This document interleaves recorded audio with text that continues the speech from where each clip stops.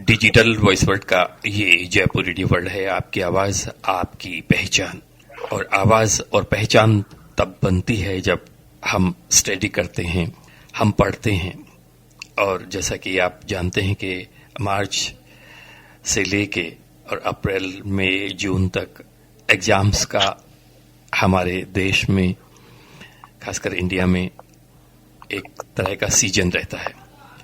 और ऐसे में जो पढ़ाई करने वाले हैं, जो स्टडी करने वाले हैं, वो बच्चे या स्टूडेंट्स जो हैं वो प्रेशर में जीते हैं और बहुत सारा अध्ययन के लिए उनके पास सब्जेक्ट होते हैं, कोर्स होता है और उसको पूरा करते हैं, करने की कोशिश करते हैं। और आज के युग में जो अधिक मार्क्स लाने का दबाव है, उस प्रेशर को भी वो झेलते हैं। और हमारे आने जाने के जो साधन हैं उसमें दूरियां जो हैं स्कूल कॉलेजेस की, वो भी बहुत मायने रखती हैं। इसके अलावा कोचिंग जाना, तो ऐसे सारे लाइफ को हम किस तरह से नियोजित कर सकते हैं। और उसके लिए जो हमने पढ़ा, मूल विषय है कि जो हमने पढ़ा वो हमारी स्मृति में रहे, हमें याद रहे, और हमारी जो मेमोरी पावर है वो स्ट्रांग हो। एक बार यदि हमने देख लिया या पढ़ लिया तो हमेशा के लिए हमें याद हो जाए। तो इसी समस्या को लेके और इस समस्या के समाधान के लिए हमारे साथ उपस्थित हैं माइंड थेरेपिस्ट, जाना माना नाम कृति मेहता का। अहमदाबाद गुजरात की जानी मानी मनोविश्लेषक हमारे साथ हैं कृति मेहता। कृति, स्वागत है आपका इस खास प्रोग्राम में। मेहमान के तौर पर आपका वेलकम है, स्वागत है, अभिनंदन है। क्या कहेंगी आप इस समस्या के समाधान के लिए कि छोटी सी बात है कि जो हमने एक बार देख लिया, हमने एक बार जो पढ़ लिया या एक बार हमें किसी ने पढ़ा दिया, तो वो हमारे दिमाग में हमेशा के लिए बैठ जाए और हम जब एग्जाम देने जाएं तो सफलता से उसे लिख पाएं, उसको अभिव्यक्त कर पाएं। नमस्ते आपको और मेरे सारे श्रोतागण को मेरा प्यार भरा नमस्कार। सबसे पहले मैं इतना कहना चाहूंगी, जो भी एग्जाम्स आती है या एकदम से नजदीकी पीरियड आता है, तो सबसे पहले रिलैक्स रहो। जो ज्यादा बच्चे क्या होते हैं कि जब जल्दी नजीक, जैसे जैसे दिन नजदीक आते हैं तो वो रिलैक्स नहीं होते, एकदम से टेंशन में आ जाते हैं। तो थोड़ा सा रिलैक्स रहिए। दूसरा कि आप अपना प्रॉपरली टाइम टेबल बनाइए कि किस दिन मुझे किस सब्जेक्ट को कितने मार्क्स देने हैं और कितने मार्क्स का मुझे कवर करना है, कितने घंटे मुझे पढ़ाई करनी है, वो दीजिए। फिर मान के चलिए कि जैसे सुबह में आपने किसी और सब्जेक्ट को लिया, तो शाम को कोई एक सब्जेक्ट दूसरा ले लो, जिससे आपको कुछ थोड़ा बहुत चेंज मिले। और इसके साथ साथ आपको जो रेगुलर नोट्स के अलावा एक कॉपी और पेन साथ में और एक रखिए। जो जो पॉइंट है ना, वो जस्ट 1 वर्ड 2 वर्ड या एक सेंटेंसेस में लिखना शुरू कीजिए, जिससे क्या होगा कि हमारा दिमाग है ना, छोटी छोटी बातों को बहुत अच्छी तरीके से सुन सकता है, समझ सकता है। और हमारे में ज्ञान की देवी जो सरस्वती माँ है, तो वो कहते हैं कि जब हम लिखते हैं ना, तब हमारी पांचों सेंसेस, पांचों इंद्रियां काम करती है। जैसे आंख से हम देखकर लिखते हैं तो हमारी सांसें भी चलती है, लिखते हैं तो हमारे हाथ चलते हैं, दिमाग भी चलता है, और हमारी जागरूकता भी होती है कि हम क्या लिख रहे हैं।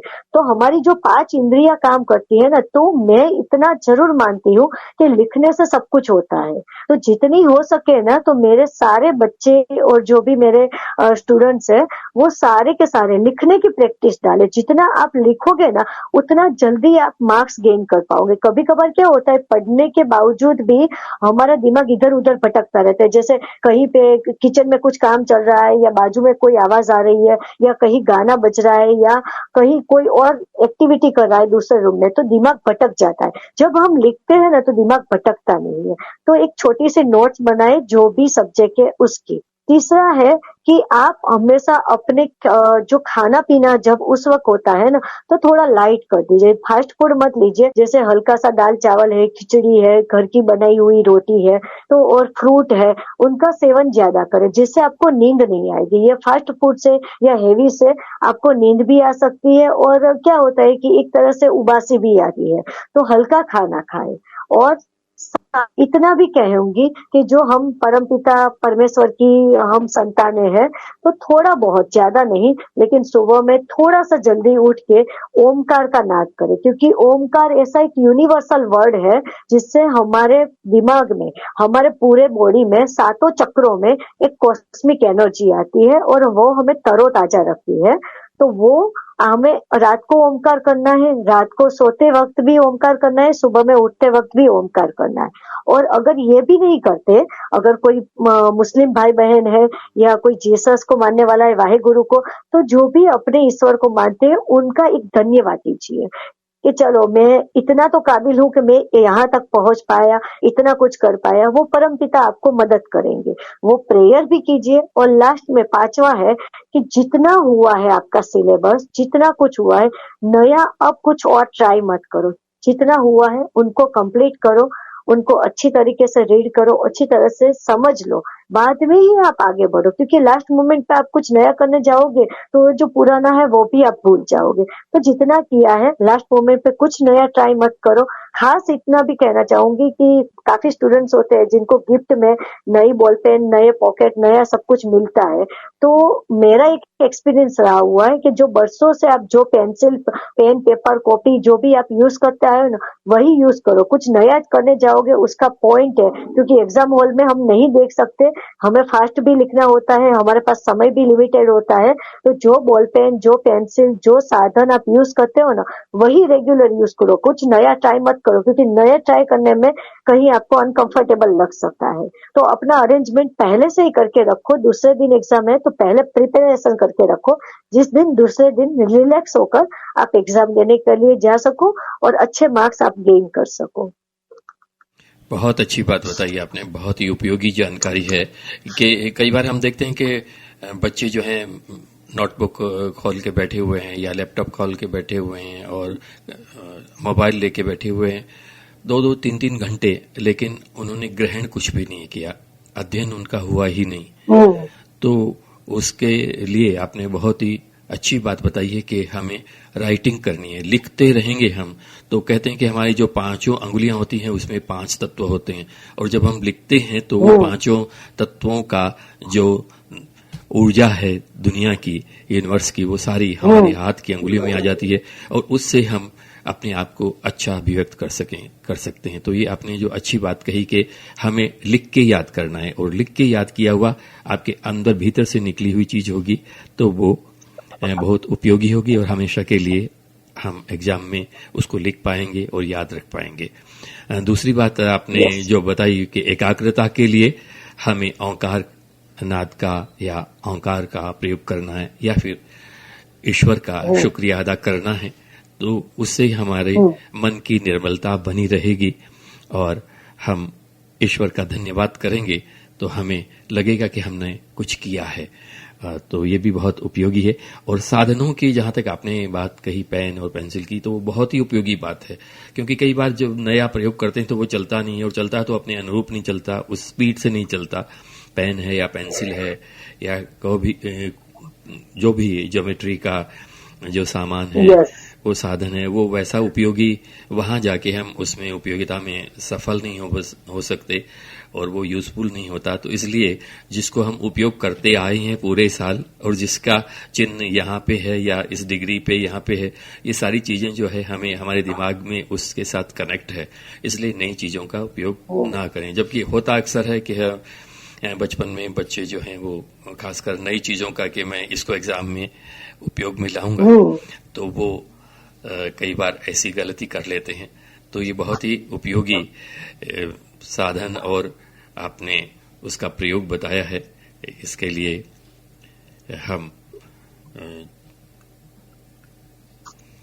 उम्मीद रखते हैं, अपेक्षा रखते हैं कि इस उपयोगी वार्तालाप का हमारे उन बच्चों को जो अपनी परीक्षा में ज्यादा मार्क्स लाना चाहते हैं और मेमोरी पावर को बढ़ाना चाहते हैं, उसके लिए एक ही शब्द में आपकी टिप्स को दोहराना चाहूं तो यह है कि आपको लिख के याद करना है। यस जी, जितना लिखोगे ना, जैसे कहते हैं कि हमारे जो वेद व्यास थे उन्होंने भी लिखा, वाल्मीकि ऋषि ने भी लिखा, और जितना लिखोगे उतना ही आगे बढ़ोगे। और डिजिटल युग कितना भी आगे बढ़ जाए, लेकिन जो लिखने वाली कला है, जो हमारे गणेश महाराज भी लिखते हैं, हमारे गणपति बापा, तो उनका भी नाम इसीलिए, और सरस्वती माता भी लेखन के लिए थे। तो सारे अगर हमारे देवी देवता लिख सकते हैं तो हम तो सामान्य मनुष्य है, और जितना लिखेंगे ना वो सारे हम हमारे ओरिजिनल अलाइनमेंट से हम जुड़े रहेंगे, और वही हमारी सक्सेस बनेगी। बिल्कुल। तो हम जितनी अपनी याददाश्त को बढ़ाना चाहते हैं, याद करने की, अध्ययन की शक्ति को, मेमोरी पावर को बढ़ाना चाहते हैं, तो ये बूस्ट करने का फार्मूला हमारी आज की मेहमान कृति मेहता, जो माइंड थेरेपिस्ट है और मनोविश्लेषक हैं, वो आपके लिए लेके आई हैं। इसके लिए बहुत धन्यवाद, बहुत आभार, बहुत शुक्रिया। Thank you so much.